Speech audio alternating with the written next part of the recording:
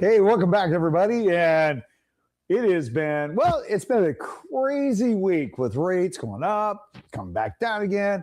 A lot of things happening. But here's the good news: existing home sales have actually reached a 5-month high, and affordability is getting a little bit better. Yes, I know the mainstream media and whatnot is giving you all the doom and gloom. But let's dive into this. We're going to cover some national news. We're going to cover some local metrics. And, let's have a great show. Let's get the show on the road.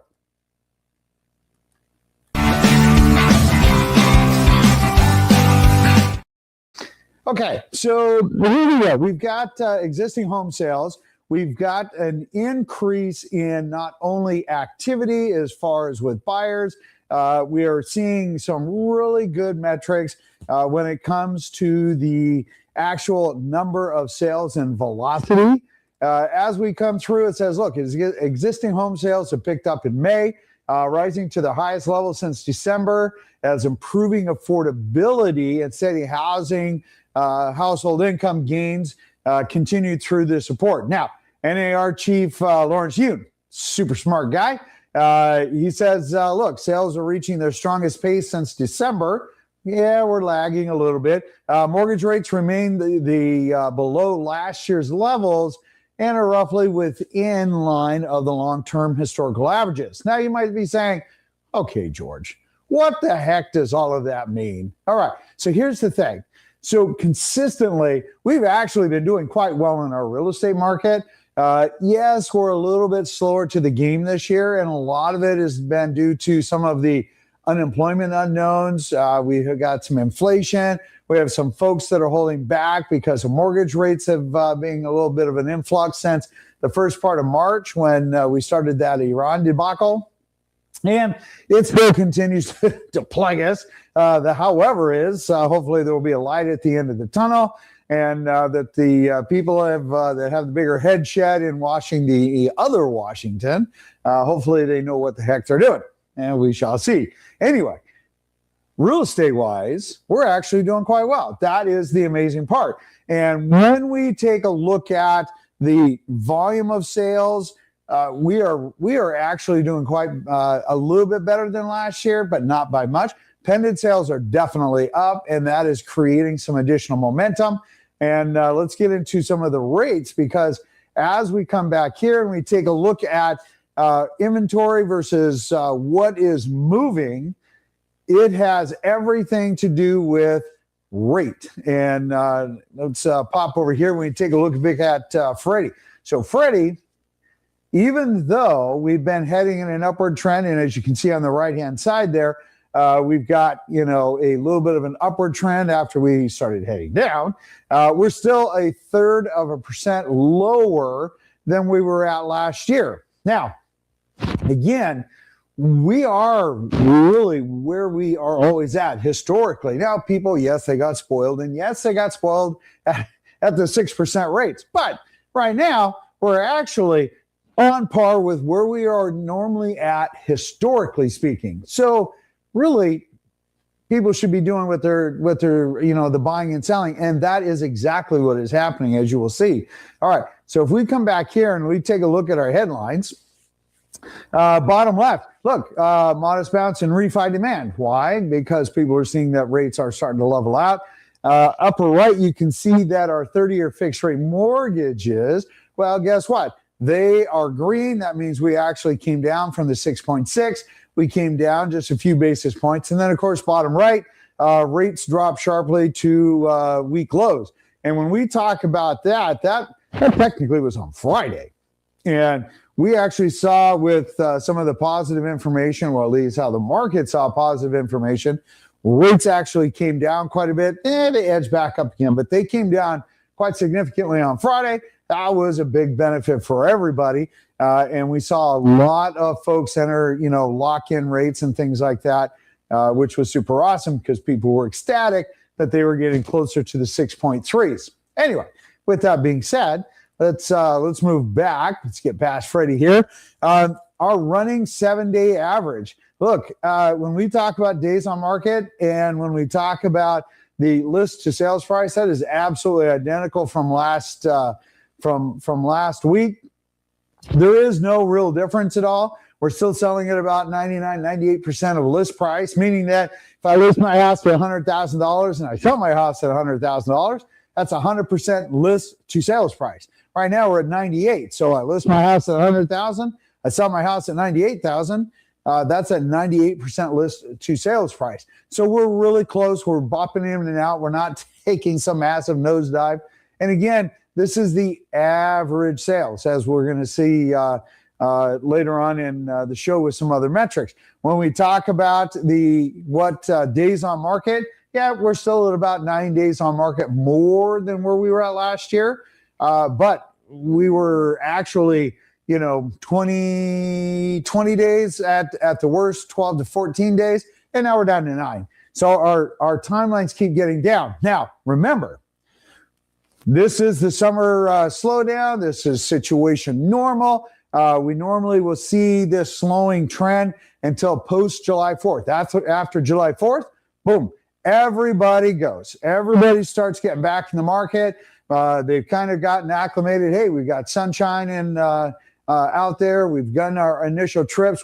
We've broken out of our cocoon. Kids are getting situated, and I got to get my home for the summer. I got to get situated for the next school year. Hey, now's a good time to buy a house. Hey, everything is looking good. And that will continue until about mid-August. And then, of course, then we have, Labor Day weekend. So Labor Day, I believe it's Labor Day weekend at the 1st of September. And that's when people start changing mindsets again. Hey, we got to get ready for school. We have to get, college kids back. We've got last vacations before the snow flies, and we have our 3-day weekend. Then about mid-September-ish, late September, the market will pick back up again, really until about the first week in December. So there you go. So we are heading into what will be a very hot market, and that will be your post-July 4th. So keep that in mind. And if you're a seller pondering going on market, that's what you wait for. All right, let's move on. When we talk about our running 7-day average, look at this. We had 1,358 homes that came on market. We had 1,352 that went off market. See, one comes on, one goes off. Our inventory is not that high. Historically, we were well below where we were at pre-2019. And when we take a look at, is our market actually healthy and heading in a positive direction? The answer is yes, hands down. And you're going to see that here in just a little bit. But when we pop over, remember to like and subscribe. Why? Well, it helps the channel and helps other people get this. There is no marketing. Here we go. Look at this. Center chart. Our inventory is only 8.5% above where we were at, or roughly about 1,800, 1,700 change homes throughout 3/4 of Washington state.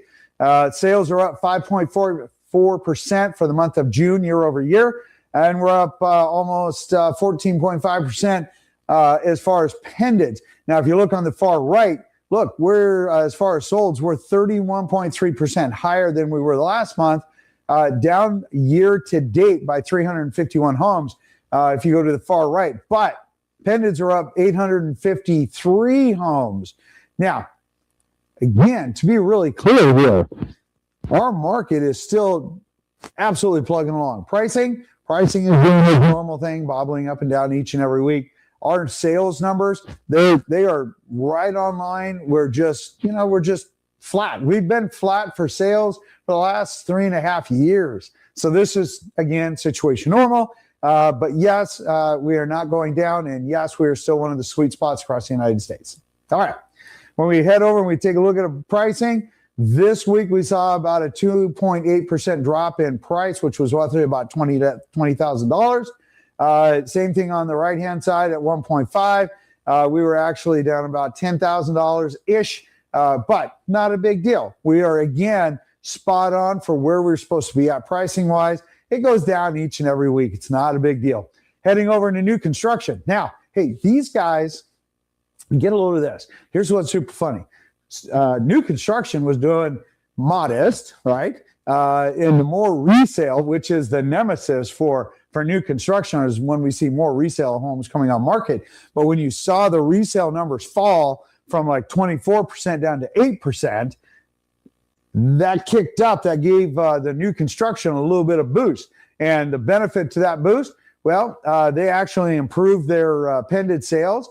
They also have, even though they're down on sales year to date, the far right-hand column, that's actually an improvement of where they were at last year. Again, super cool because our numbers for new construction have improved significantly. Now, when we take a look at the actual sales price, yes, like resale homes, they were down a little bit this last week. Some of that had to do with rate. As we get into, and of course, because we had a new month, as we get to the end of the month, they become a little more negotiable and things get a little bit better. Remember to watch the video, 5 questions to ask. That will be a link down below. There is zero marketing there either. But look, only watch the video if you're interested in saving money, because you have to ask those questions. You have to ask those questions to know exactly what the portfolio is that you're looking at. Otherwise, it will cost you literally tens of thousands of dollars. All right, let's get back on the road here.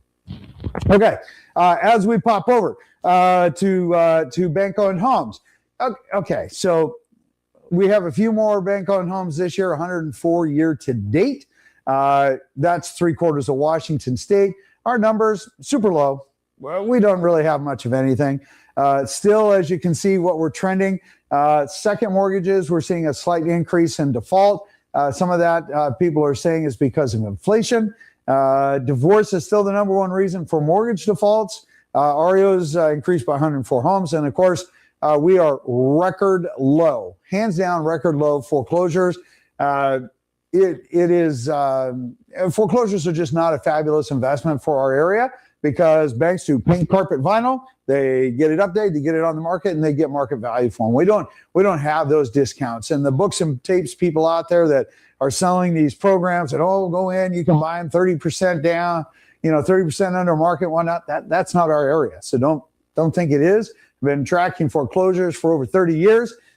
That's not what happens here. So anyway, with that, it's absolutely stunning out there. Have a beautiful day. If you have any questions, put it down below. Smash that subscribe button for us. Let us know that you're watching. Ring the bell. And hey, don't forget to share the channel with one person you like and 2 people you don't. Well, there you go. Because if you don't like them, you want to share the show, right? Just kidding. Anyway, have a great weekend, guys. Take care.